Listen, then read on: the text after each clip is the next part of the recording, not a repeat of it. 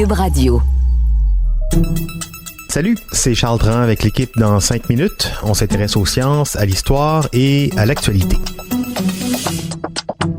Aujourd'hui, on parle de thérapie par l'art ou d'art-thérapie. Est-ce que l'art, le fait d'en voir ou d'en faire, permet d'accéder à des émotions profondément enfouies? Et est-ce vraiment utile, l'art-thérapie, pour les gens qui souffrent de troubles psychiques? D'où ça vient aussi, l'art-thérapie? Voici Véronique Morin.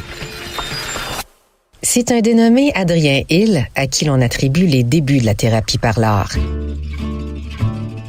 L'artiste et ancien soldat était alité en raison d'une tuberculose. On est en 1942. Pour tuer le temps, parce qu'il s'ennuyait terriblement, il s'est mis à faire des croquis et des dessins de toutes sortes. Et à force de dessiner, il s'est rendu compte qu'il se sentait de mieux en mieux. Hill a tellement été emballé par sa découverte qu'il écrivait en 1945 un livre intitulé Art versus Illness, ou l'art contre les maladies, dans lequel il explique que lorsque la résistance physique du patient est à son plus bas, cela désactive en quelque sorte l'ego animal, permettant au pouvoir créatif de se manifester dans les œuvres d'art. Il croyait que la pratique de l'art, dans la maladie et dans la santé, pouvait détourner la société de la guerre. Il est aussi le premier à soutenir que l'art-thérapie devrait faire partie intégrante des services de santé nationaux. Des idées intéressantes, mais il n'était pas médecin. Il était un artiste et on peut dire en quelque sorte vendu à la cause. Néanmoins, il a été très prolifique sur le sujet et à peu près au même moment, il y a une autre école de pensée qui s'est développée dans certains hôpitaux psychiatriques concernant l'utilisation de l'art comme outil thérapeutique.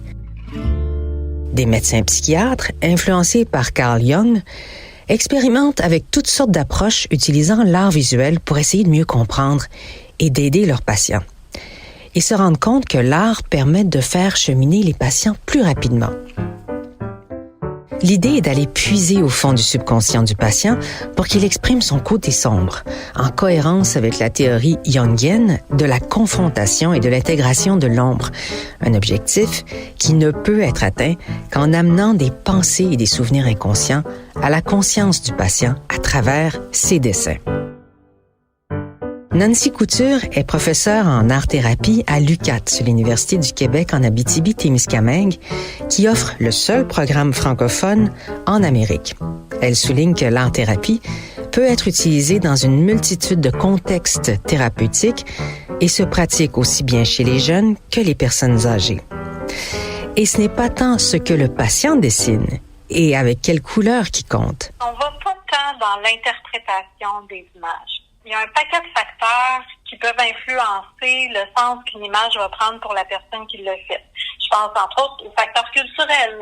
La couleur brun va pas dire la même chose pour quelqu'un qui vit en Amérique du Nord que pour quelqu'un qui vit en Afrique ou en Asie.